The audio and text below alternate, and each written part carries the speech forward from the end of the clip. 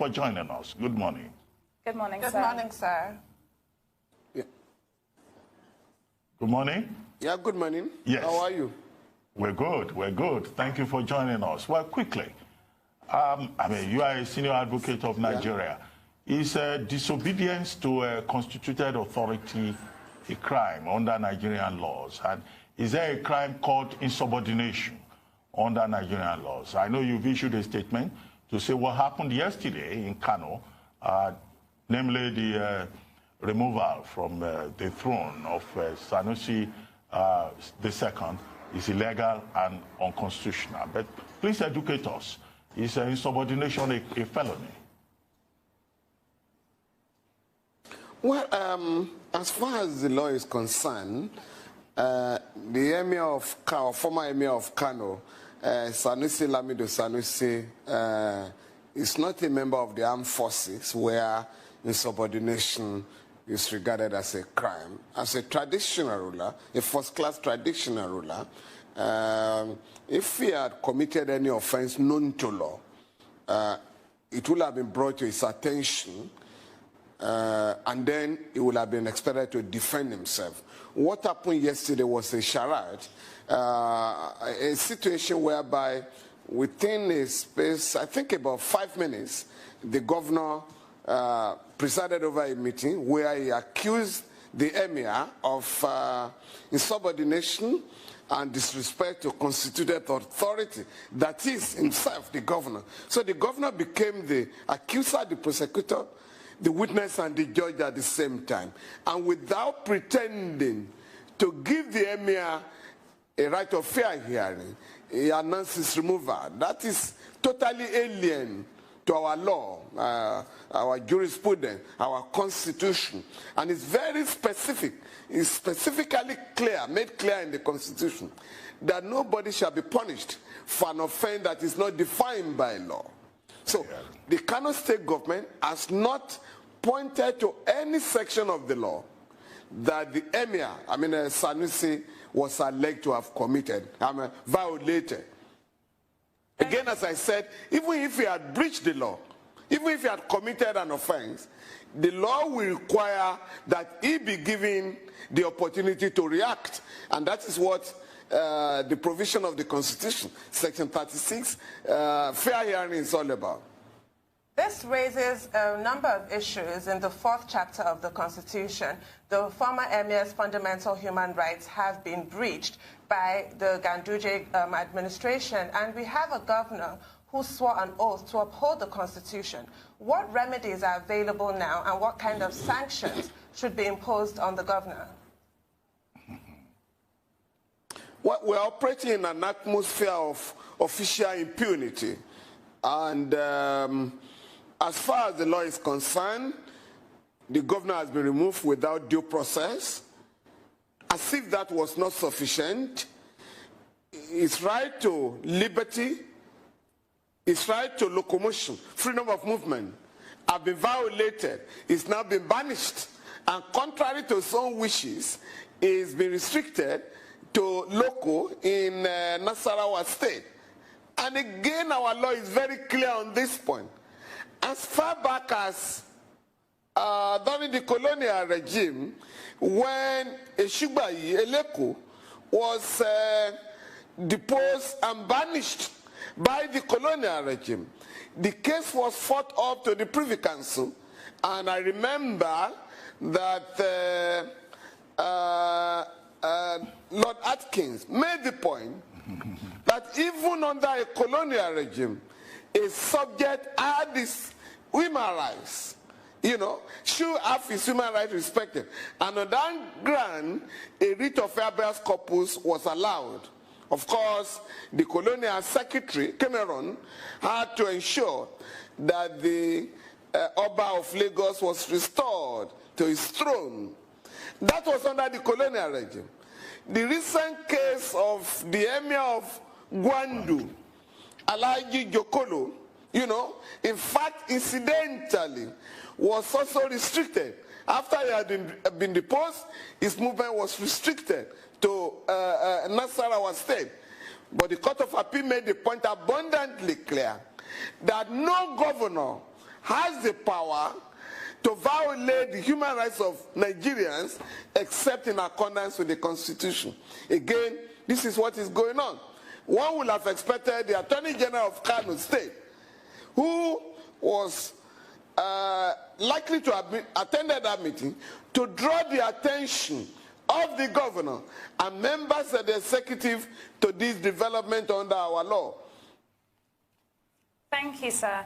Now, I'd like to bring a bigger picture into this about Emir Sanusi, Lamido Sanusi, as a person himself anyway. We can go back to when he was governor of the central bank and he had accused the government of the day of about $20 billion in funds being diverted, etc., and he was kicked out of the central bank. As Emir, he's someone that was known to be very outspoken, especially even on social matters as well, questioning culture, etc. And it sort of posed a threat, I would say, to a large northern elite. Now, looking at this situation, it looks as though it's very hard to be outspoken and actually hold a position or succeed in Nigeria today. And that's a huge problem that we're facing here. What options do you think are best for Emir Sanusi, Lamido Sanusi, at this point? Do you think really he should go to court and contest this? Or do you think maybe he should move on? There are bigger and better options for him. Maybe he, people are saying could even run for president, as many people would wish for someone like him because he's very exposed, he's very outspoken on, progressive things. What is your take on this larger picture? Well, there's no doubt that the Emir, Sanusi Lamido Sanusi, has always been a very controversial figure. Under the deformed military junta, he was detained for months, I think particularly under the Sani Abacha junta, as a governor of the central bank. He was no doubt controversial, which perhaps led to the allegation he made concerning disappearance of $20 billion. Yes, he has been very vocal, and he's been a radical emir. But I think Sanusi Lamido Sanusi wasn't quite prepared for the kind of battle he took on. If you are going to fight the establishment, the ruling class, you have to get more organized, and I think that has been missing. While he was trying to defend the people in northern Nigeria and the oppressed people in our country, he also was operating like many of us, members of the elite, without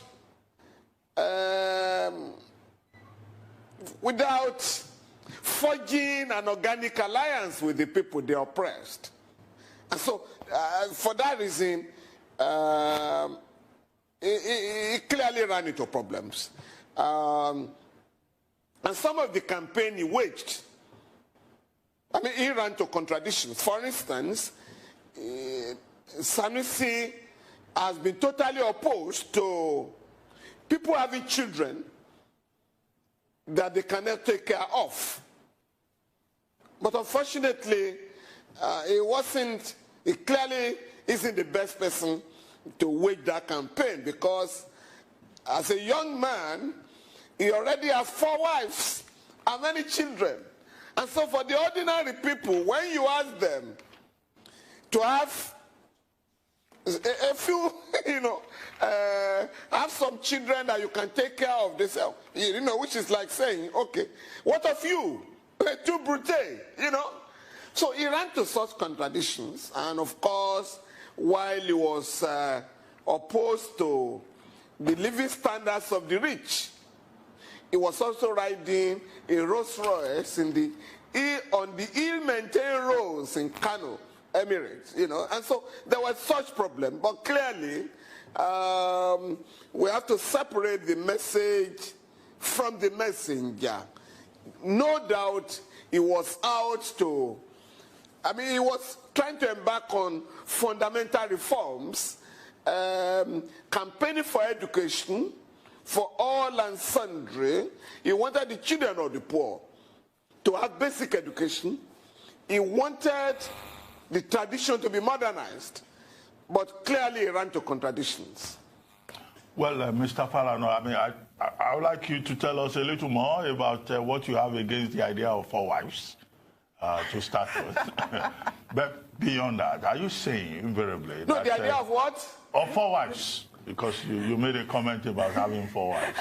But are you saying invariably that Sanusi II's injury is No, I'm not saying, what I'm saying is that there is no way you can ask the poor not to engage in polygamy because of their limited financial resources, while at the same time you have 4 wives. So the ordinary people simply say, how dare you? Because they can't understand why you are asking them not to have 2 or 3 or 4 wives, since you have 4 wives. So that was the problem. Okay, I think that clarification is important for the benefit of persons who may think that you are campaigning against a choice that is culturally and religiously endorsed in some parts of the country. But in any case, are you saying that Sanusi II's injury is self-inflicted?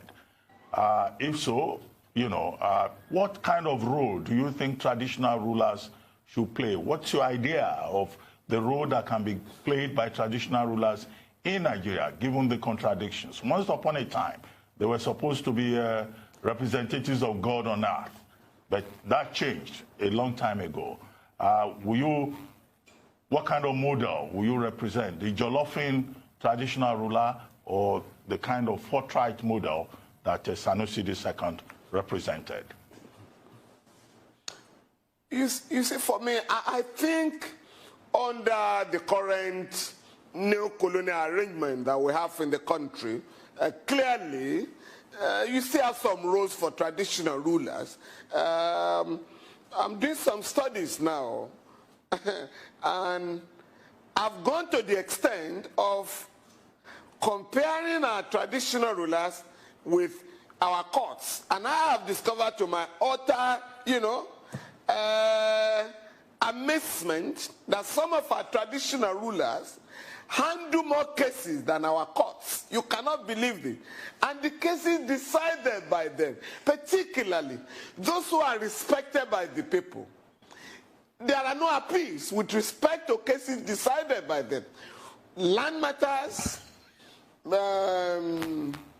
customary matters, to the extent that, unlike our regular courts, which may have cases in the docket for 20, 30, 40 years, cases decided by traditional rulers are handled expeditiously. And at the end of the day, nobody questions their wisdom. And I think that is an area we have to develop. Again, I have found that the colonial regime, the British colonial regime, took away from our system our traditional jurisprudence of arbitration, what they call native arbitration. Because when they came here, they came with their own system of adjudication. You either win or you lose. And that will last, such a case will be in court for ages. But they saw our system, which was a give and take for everybody. And at the end of the day, there will be no dispute any longer. That was what they took away to reform. And they now have brought it back to us, and we call it alternative dispute resolution, which for me is the African dispute resolution. That's one. So our traditional rulers can play a lot of role in ensuring that our people have access to justice. Judgment that will be based on justice, not, what we do, in our regular courts. Secondly, our traditional rulers have a duty, a role now, to ensure that the level of poverty in the rural areas is frontally attacked. Our traditional rulers must help our people to ensure that every child goes to school in line with the provisions of the UBE Act, Universal Basic Education Act. you know, which has been adopted by many of the states. But 12 states in the north, 12 states in the north are yet to adopt that policy of having everybody in school.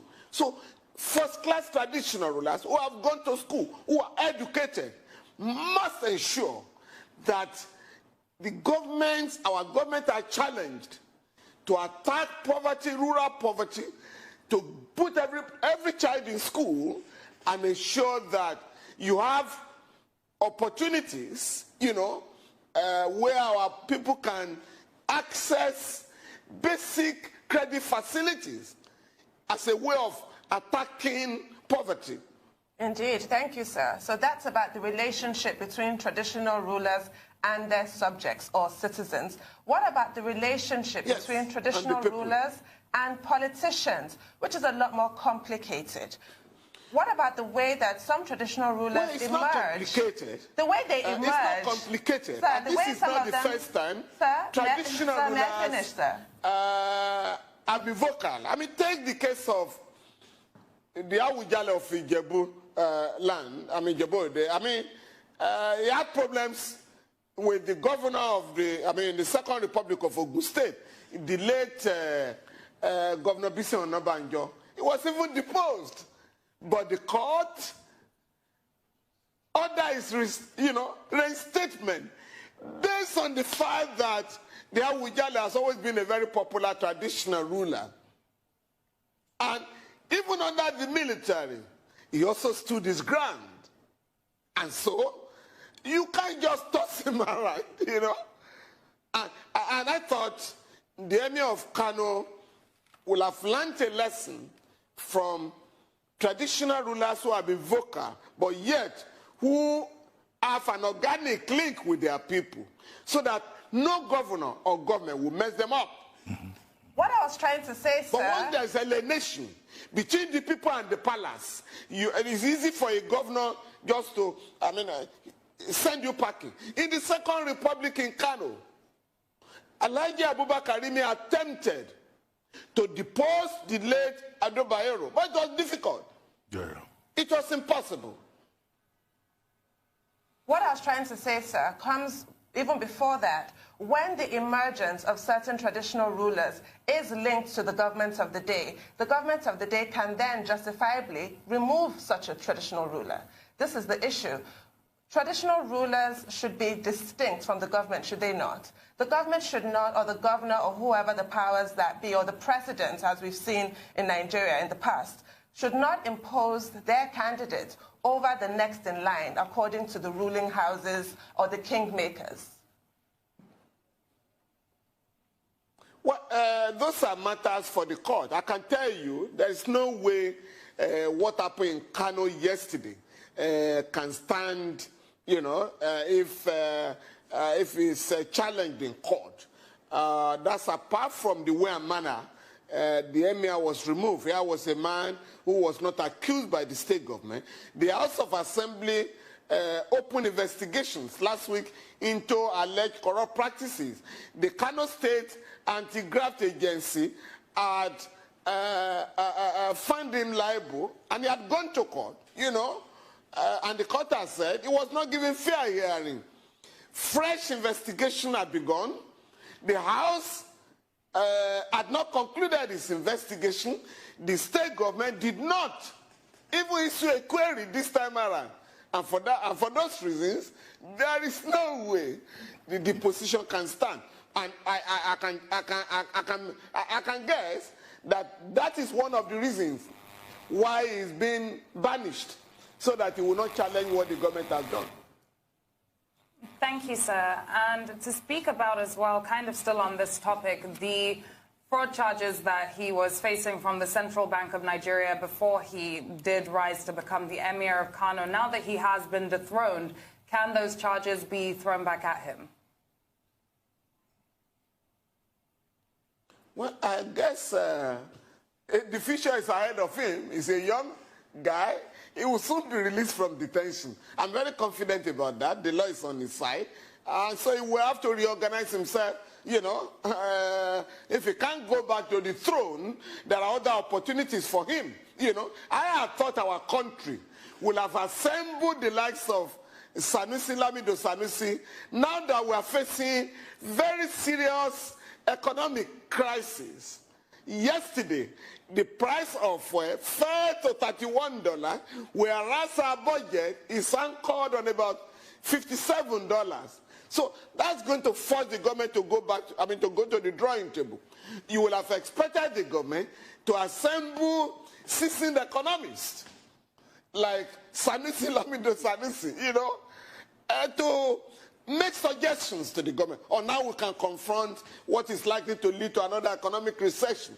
But I think the government of the day is busy with, irrelevant issues such as deposing traditional rulers. Even the ruling party is fighting over who should be the chairman. And we are being told that this embarrassing developments have to do with 2023, whereas 2020, the economy of 2020 is endangered. But that doesn't seem to bother the government.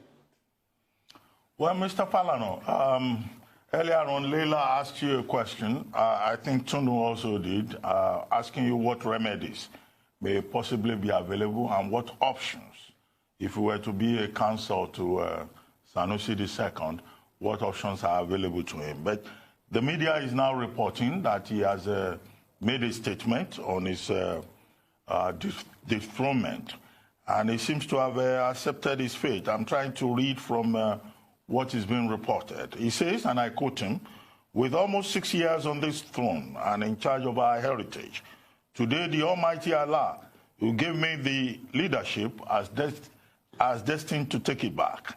That's what the story says. As I always say, leadership has predetermined tenure.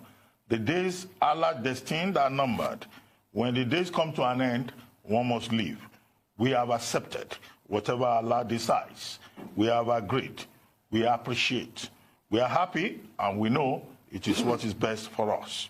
And then he goes on to say, we enjoin everyone to remain peaceful. We have directed our family, our children, and those that support us, that whoever gets it and is endorsed by the people, they should pay allegiance to him. They should follow him. They should guard his honor and dignity, because that is also the honor and dignity of this palace. So that's what he says in part. But as counsel, as a lawyer, do you think that this is the best option for him? Although we know in this matter that he can make his own choices, but at least for purposes of discussion, we'll take a short break. When we return, we'll take your response. Please stay with us.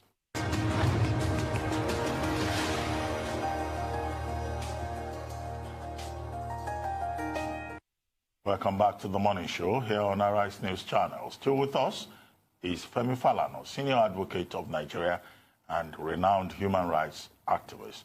Mr. Falana, before we went on break, I had asked you a question, and I read out a statement by Sanusi II. He seems to have, 24 hours later, decided to just move on. But do you think that's the best option for him, or he should contest it, or he has the right, he can just make his own choice? We really cannot be very sure what is going on or the circumstances under which that statement has been made, because I do know that up to last week he was still challenging the balkanization of the Emirate into 4. There's no way Sanusi Lamido Sanusi will accept his detention, even if he has resigned to faith with respect to his dethronement or deposition. But there's no way he will say, oh, I want to be detained indefinitely, as it is the case now. So we need to find out where this statement is coming from. But if it is true that he has resigned to faith, of course, we cannot weep more than the bereaved. We can only advise that under the law, he has his rights which have been violated. And if he says now, all right, I do not want to challenge my removal, but clearly whether he wishes to do it or not. Any concerned Nigerian can go to court to challenge his current detention. And that is the law. Under the Fundamental Rights Enforcement Procedure Rules, 2009, any concerned Nigerian can go to court to say you cannot detain any Nigerian indefinitely. So he has the right to go to court to challenge his detention. He has the right to go to court to challenge the violation of his freedom of movement. But, you know, if he says, all right, I leave the throne to the governor, I mean, you know, but there's no way that statement is justifying. That statement is silent on his current, you know, banishment and detention, which are embarrassing, you know, to our country at this stage of our development. Thank you for pointing that out, sir, because it's a lot more nuanced. It's a colonial practice. Yes, it's a colonial practice which has no place in a modern state. Absolutely like no place whatsoever. I want to take your thoughts on other burning legal issues. Actually, you expressed your thoughts on the issue of recovered loot, and you said that states and local governments are entitled to 48%. You were citing Section 6 of the Revenue Mobilization, Allocation and Fiscal Commission Act. But, well, certainly with the last few tranches of the seemingly endless Abacha loots that were returned to Nigeria, they were returned under the strictest conditions. These are international, in the last one, a tripartite agreement. What supersedes what legally? The international agreement or Section 6 of the Revenue Allocation and Mobilization Act? Those agreements will have to be read subject to the Constitution of Nigeria. Any bilateral or tri-party agreement or treaties or conventions or protocols will have to be registered in Nigeria and enacted into law by virtue of Section 12 of the Constitution. So there is no way those agreements can violate Section 162 of the Constitution that has stipulated how the revenue of the country will be shared among the three tiers of government. And that is the point I'm trying to make, that you can't just, I mean, in the case, if you are talking of the Abacha loot, going by the report or the investigation set up by the Abdulsalami Abubakar junta, the bulk of the money was taken from the central bank when Guazo, you know, was taking foreign currencies and taking them abroad. So if you are now, if you have now recovered the money, it must go back to where it was taken from illegally. And so it must be returned to the Federation account for distribution in line with Section 162 of the Constitution. It cannot be used to fund the budget of the federal government alone. The $308 million that is expected, according to the federal government, will be used to fund the Lagos-Ibadan Road, Kaduna Zaria Road, and I think the second Niger Bridge or whatever. Yes, you know, so, but that cannot be so. That means the federal government has taken the entire money, contrary to the stipulation of the Constitution. Unfortunately, the state governments and the local governments are not demanding for their rights under the Constitution. Thank you very much, sir. So what I'd ask then is, are you saying then that the states and local governments should basically wake up and start demanding for their rights? Is that the advice that you're giving? Come again, please. Thank you, sir. I said that in that case, what I'm asking then is, would you say that should the states and local governments start demanding for their rights in this regard, with regards to this loot? No, that's my position. That's my position. And that position is in line with both the Constitution and the Revenue Mobilization, Allocation and Fiscal Commission Act. Okay, thank you, sir. So what I wanted to take you up on now is the entire saga that is hitting the All Progressives Congress at the moment. And there are several issues here, one main one being the conflicting court orders, and Abuja High Court giving one ruling, a Kano High Court giving another ruling. I would like to get your analysis on this entire situation that's going down with Comrade Adams Oshiomhole being removed as the national chairman of the APC and all the politics around it. Well, the conflict or the conflicting orders are unfortunate, but the authorities have not addressed the matter before now. This is not the first time we're having conflicting orders. Recently, there were about 3 conflicting court orders in respect of the governorship election in Bayelsa State.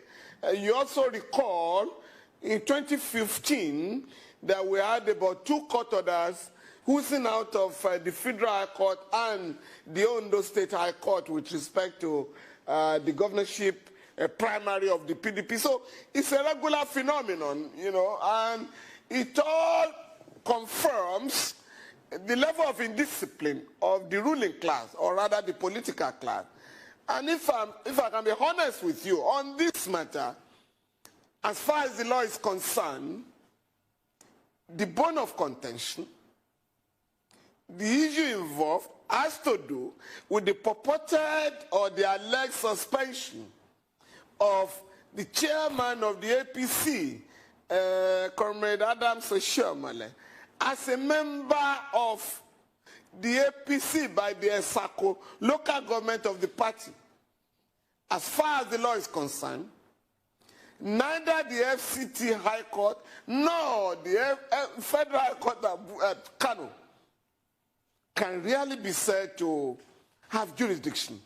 I thought that matter should have been, you know, fought in the Edo State. I mean, which has jurisdiction, territorial jurisdiction, you know, over that matter. But again, you know, we're living in interesting times, you know. So, but I believe that to stop what has become a judicial embarrassment, the authorities will have to do something about it, you know, so that we do not reduce our country, you know. Earlier on in this conversation, people are laughing at us all over the world. Well, earlier on in this conversation, you referred to what happened yesterday, the global meltdown, the crash of stock markets, the collapse of oil prices, the price war between Saudi Arabia and Russia, and the implications for the Nigerian economy. The presidency indeed reacted by setting up a committee led by Zainab Ahmed. Do you think this is a problem that can be solved by a committee, another committee, or you think that the Nigerian government needs to do a lot more about the effect of coronavirus on public health and also the economy? Well, I think over and over again, the government has claimed that the economy was being diversified, you know. But the more such statements are made, the more the economy relies fully on this monocultural economy, I mean, oil. And it's almost indefensible that after 60 years, we have not been able to do anything with the oil, crude oil. No value added. On the contrary, 3.2 trillion is now spent annually on the importation of fuel. They no longer call it subsidy. We are now told it's under recovery. But you know, that means a lot for the economy of any country. I mean, not just Nigeria. That's apart from not adding value to crude oil, just production. And we do not even know how much oil we produce up to now. Instead of setting up a committee to address this matter locally, I thought by now the government will have dispatched, you know, the Minister of Foreign Affairs, you know, the NNPC, you know, GMD to Saudi Arabia and Russia and see how you can solve this problem. It's not a local problem, it's an international crisis, you know. With respect to coronavirus, you know, I think so far so good, you know, we are lucky. I mean, we have always been lucky in crisis. When dealing with crisis of this nature, we are really never prepared, you know. Again, luckily, the first case was reported in Lagos. I mean, the only case has been reported in Lagos. And even the second one that was announced yesterday, you know, was said to have been traced to the same Italian guy. So, likely, Lagos is perhaps the only state in the country that could address this problem, just like the Ebola crisis. And so, we are hoping that we'll continue to live on luck, you know, and pray for luck, which is our, you know, practice in the country. You know. But we are never prepared for it. Our hospitals have become comatose. They are not just consulting clinics now. Our public hospitals have become mortuaries. And the government isn't doing anything about it. Busy deposing traditional rulers and fighting over who should be chairman of the ruling party, you know, when we should be addressing fundamental crises, confronting our people, threatening humanity as a whole, yet we are not contributing anything meaningfully towards the resolution of this crisis.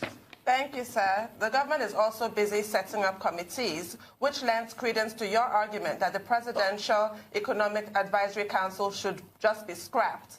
But as we round up the conversation, we only have 1 minute left. Please, can you give us a quick update on your case? Your party. You know, I do not, what Presidential Advisory Economic Council? We should be talking of National Economic Council.